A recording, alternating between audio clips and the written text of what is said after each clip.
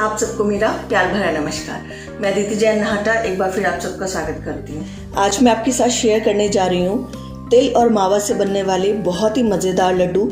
सिर्फ 3 चीज़ों से मिलाकर हम इन लड्डुओं को बनाएंगे। मार्केट से कहीं ज़्यादा स्वादिष्ट और बेहद बेहतरीन लड्डू की रेसिपी है ये। बहुत ही ईजी तरीके से बनाएंगे और बहुत शानदार बनेंगे। तो चलिए बनाते हैं तिल और मावा के लड्डू।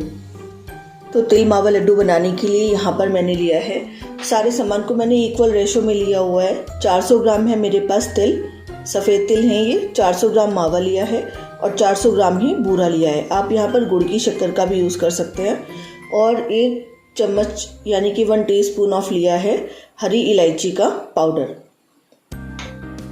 एक चीज़ मैं और आपसे शेयर करना चाहती हूँ, जब भी आप तिल के लड्डू बनाना शुरू करें उससे पहले एक बार तिल को, जैसे हम चावलों को साफ़ करते हैं बनाने से पहले, एक बार इनको अच्छे से देखकर साफ़ कर लें।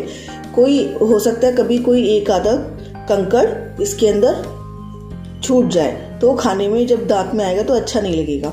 और उसके साथ यहाँ पर मैंने लिया है फीका वाला मावा। अगर आप फीका मावा ले रहे हैं तो जो हम शक्कर डाल रहे हैं वो इक्वल क्वांटिटी में डालिए।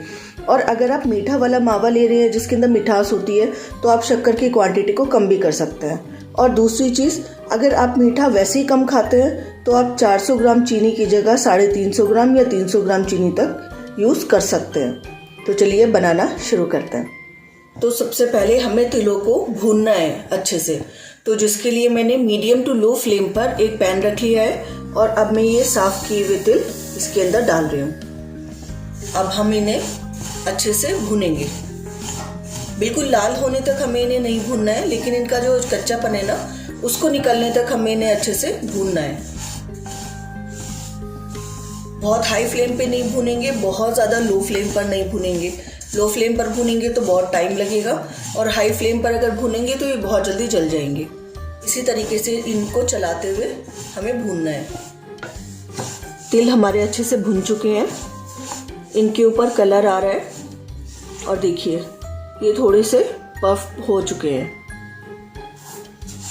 अच्छी खुशबू आ रही है इनमें से। तो अब मैं गैस को कर रही हूँ स्विच ऑफ और इनको निकाल लेते हैं थाली के अंदर, जिससे ये थोड़े जल्दी ठंडे हो सके।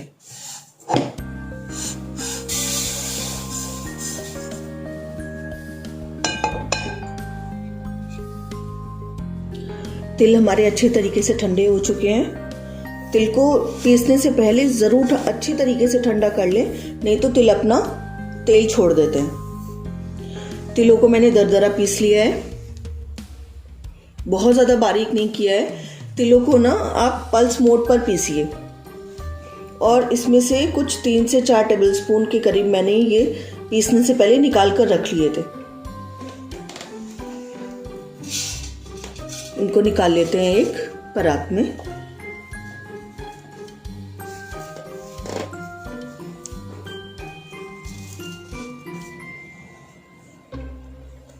अब इन तिलों को हम रख देते हैं साइड में और चलिए अब भूनते हैं अपना मावा।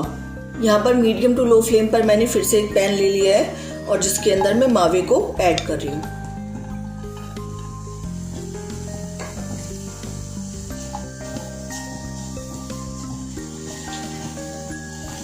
मावे को हमें सिर्फ 4-5 मिनट के लिए अच्छे से भूनना है।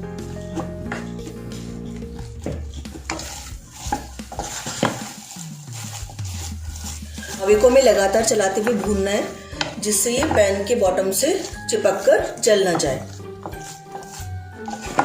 ये बहुत जल्दी पैन से लग जाता है, तो ध्यान से।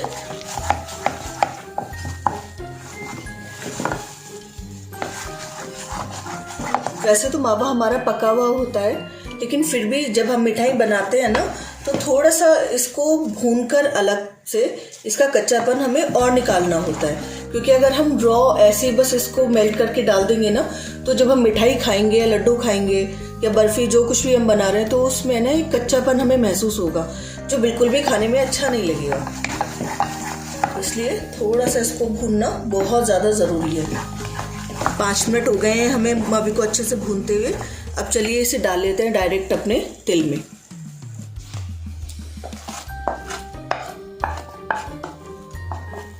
इससे पहले कि मावा ठंडा हो जाए हमें मावे को इसके अंदर डाल देना है।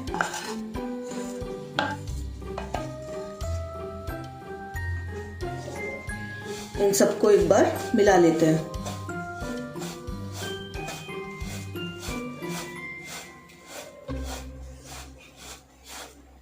हाथ से मत मिलाइएगा, मावा काफी गर्म है इस समय।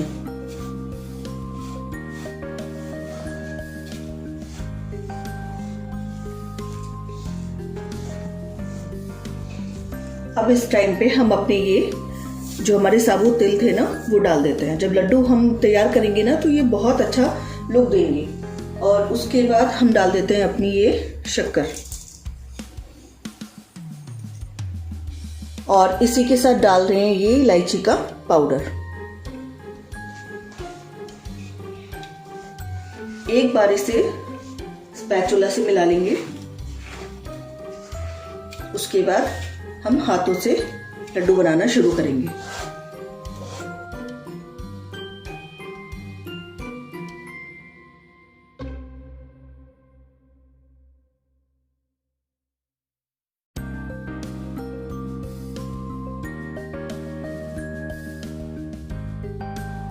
मिक्सचर बनकर हमारा एकदम अच्छे से तैयार हो चुका है। इसी टाइम अगर आप चाहें ना इसके अंदर मखाने का पाउडर डाल लें या फिर कटा हुआ पिस्ता बादाम, अगर आपको ड्राई फ्रूट्स डालने हैं तो आप इसके अंदर ऐड कर सकते हैं। अब ऐसे मिक्सचर को हाथ में ले लेंगे।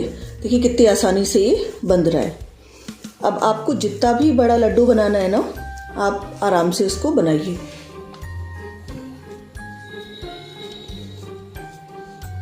इस तरीके से हाथ में घुमाते हुए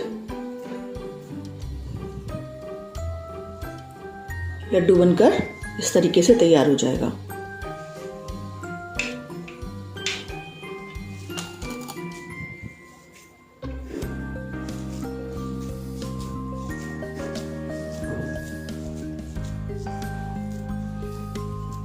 इसी तरीके से हम सारे लड्डू भी बनाकर तैयार कर लेते हैं।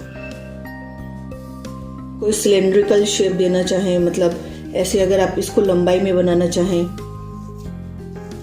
तो भी आप बना सकते हैं। इस पर आप चांदी का वर्क लगाना चाहें, एक्सपेरिमेंट तो हम जितना मर्जी चाहे उतना कर सकते हैं। और या फिर इसी मिक्सचर को है ना आप किसी ग्रीस थाली में जिसमें घी लगा रखा हो या पार्चमेंट पेपर लगा रखा हो, आप इसको डालो और अच्छे से दबा दो और सेट होने के लिए छोड़ दो, और फिर पीसेस में काट कर तैयार कर लो। आपकी बर्फी तैयार हो जाएगी।